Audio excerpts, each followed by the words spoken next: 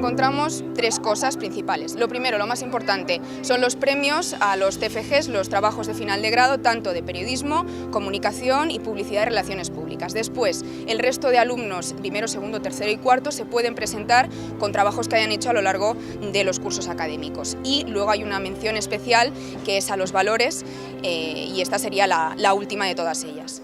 Organizar eventos ha sido una asignatura que no habíamos tenido y la verdad que en nuestra carrera mucha gente se va a dedicar a esto y ha sido muy divertido. Jo és la primera vegada que faig de jurat, és la primera vegada que assisteixo als premis i he de dir que estic gratament sorpresa.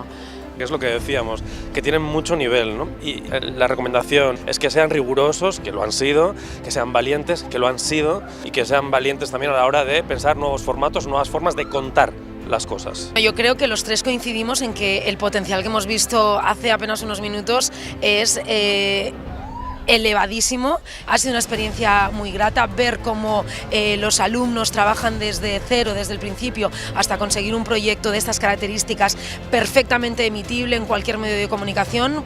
Para nosotros y yo como profesora la verdad es que es todo un orgullo. El meu projecte són 5 entrevistes a 5 periodistes de guerra i el que volia era apropar una mica què és un conflicte i quina realitat viuen les altres persones, a la gent jove i als estudiants també. Nuestro cortometraje va sobre una chica, Alma, que es acosada por su profesor de piscina y entonces pues se ve obligada a dejar la natación y se centra en su otra pasión, la pintura. A partir de entonces intenta superar su trauma y se da cuenta de que no lo ha conseguido. Y nuestro cortometraje pues básicamente habla de eso y del proceso de aceptación de un trauma.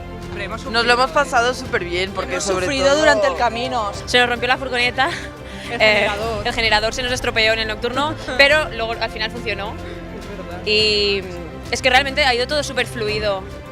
Hemos aprendido sobre todo a trabajar en equipo, que es algo que nuestra profesión requiere mucho. Hemos aprendido a coordinarnos como clase, que es algo que hasta entonces pues, nos costaba un poquito. Y al final creo que nos ha salido un resultado bastante bueno y que le ha gustado a mucha gente, así que estamos muy satisfechas con todo lo que ha pasado esta noche.